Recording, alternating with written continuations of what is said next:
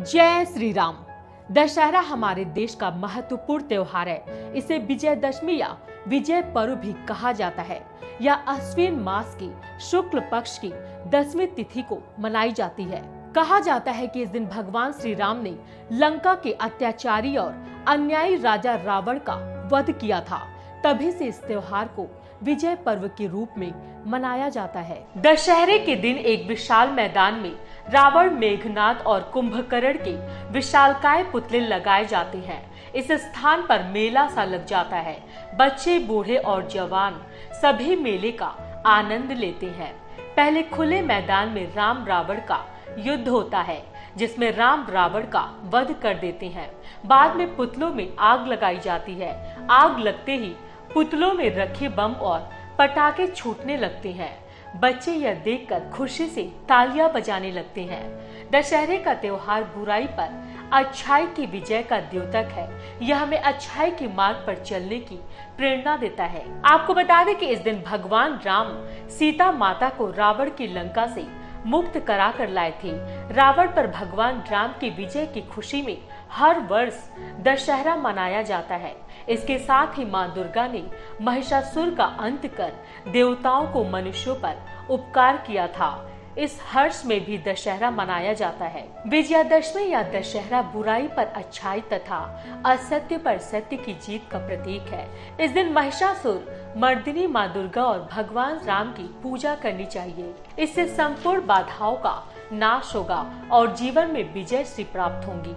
इस दिन अस्त्र शस्त्र की पूजा करना फायदेमंद होता है। रामायण की राम कथा में जिस पात्र रावण को हमें खलनायक के रूप में जानते हैं, उसमें भी कई गुण विद्यमान थे।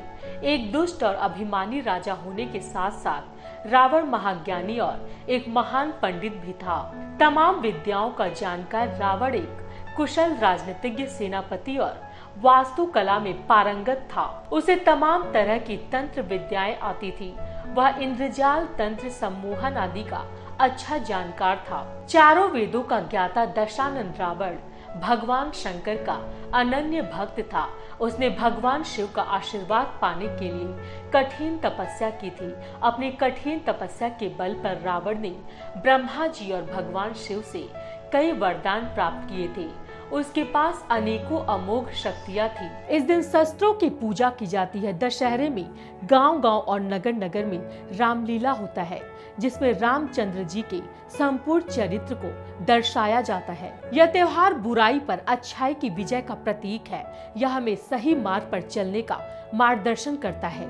रावण एक प्रकांड पंडित था। मान्यता है कि भगवान राम द्वारा रामेश्वरम में शिवलिंग स्थापित करते समय रावण ने न सिर्फ वहां पर जाकर पूजा कराई थी, बल्कि इस पूजा के लिए माता सीता को लंका से लेकर खुद पहुंचा था। तमिल रामायण के अनुसार रावण ने कभी भी पराई स्त्री माता सीता का स्पर्श नहीं किया।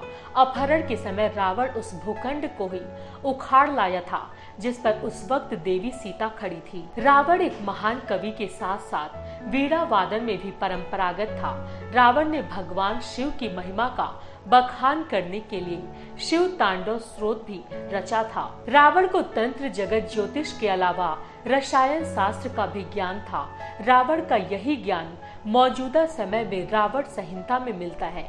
आज भी तमाम ज्योतिष विदों और तंत्र प्रेमियों के लिए यह बहुत उपयोगी ग्रंथ है। सम्मोहन विद्या का जानकार होने के साथ साथ रावण मायावी भी था। यही कारण था कि जब वह चाहे जिस वेश को धारण कर सकता था। रावण के तमाम गुणों के बारे में भगवान राम स्वयं जानते थे। यही कारण है कि जब रावण मृत्यु शैया पर था, तब भगवान राम ने अपने अनुज लक्ष्मण को उससे सीख लेने के लिए कहा था। विजयादशमी के पावन पर्व पर रावण को जलाकर बुराई पर अच्छाई का जीत का संदेश दिया जाता है। हालांकि उसी रावण में कई ऐसे गुण भी थे जो उसकी पहचान बनी। हमें भी रावण के इस गुण का पता लगाना चाहिए। विजयादशमी का त्योहार बुराई पर अच्छाई और असत्य पर सत्य की जीत का त्योहार है। हिंद भारत टीम को दीजिए इजाजत। जय श्री राम। खबरों में बने रहने के लिए चैनल को सब्सक्राइब करें और ये बेल आइकन जरूर दबाएं।